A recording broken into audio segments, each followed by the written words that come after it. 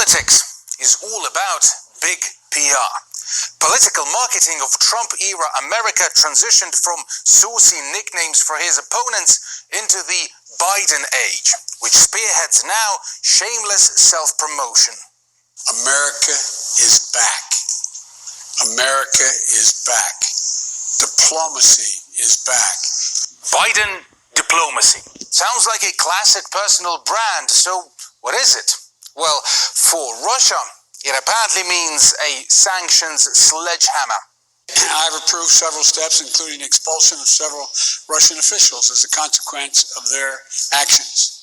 I've also signed an executive order authorizing new measures, including sanctions to address specific harmful actions that Russia has taken against U.S. interests. Well, the man seems to be abundantly clear, at least for once, right? Well, he would have been, had he not led into the sanctions announcement with this. The United States is not looking to kick off a cycle of escalation and conflict with Russia. We want a stable, predictable relationship. These signals are not just mixed. In terms of consistency, they're on par with noises from space. Joe Biden said he is interested in the normalization of Russia-US relations, but the actions of his administration show us the opposite. The US is not ready to deal with the reality of the multipolar world, which shuts out the possibility of American hegemony. Instead, they count on sanctions and interference in our internal affairs. Just this week, Biden and Putin talked over the phone too. During the conversation, the US president announced a new batch of sanctions in Putin's face, only to express hope later for a stable and predictable way forward. And the White House sees no problem here, no discrepancy. Forget proof, forget reason, forget who's president even.